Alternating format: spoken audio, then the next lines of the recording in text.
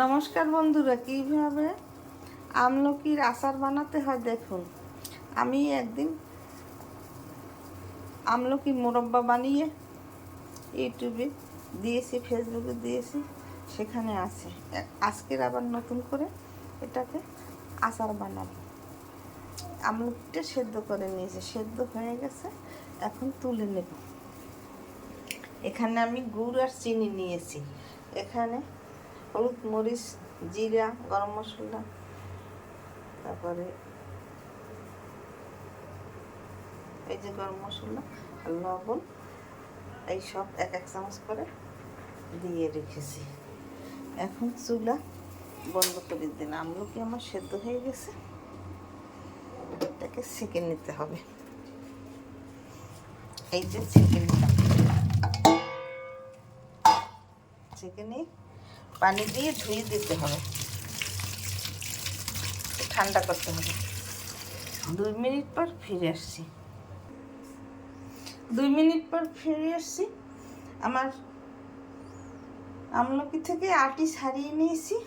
একটু ঠান্ডা না হলে তো ছাড়ানো যায় না, অনেক সময় লাগে ছাড়াতে। এখন আমি চুলা দিয়ে দিলাম, কড়াই গরম হয়ে গেছে, তেল দিয়ে দিলাম।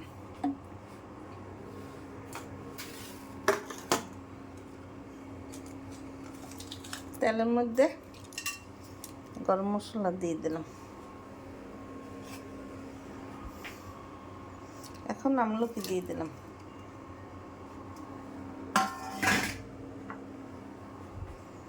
এখন গুড় আর চিনি দিয়ে দিলাম 1 কাপ।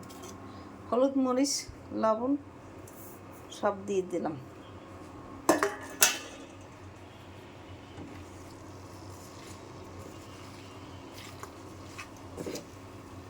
এখন এটাকে মিশিয়ে নিতে হবে। 2 মিনিট পর ফিরে আসছি।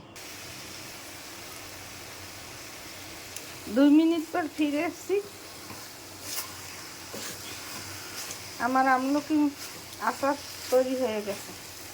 এইভাবে একটু সময় গুড় দিয়ে, চিনি দিয়ে, মশলা দিয়ে নাড়া দিলেই তৈরি হয়ে যায়। দেখুন, দেখতে কত সুন্দর লাগছে, খেতেও দারুণ টেস্ট। এইভাবে আপনারা তৈরি করে খেয়ে দেখবেন, খেতে অনেক সুস্বাদু লাগবে। আমি 2 মিনিট পর নামিয়ে নেব।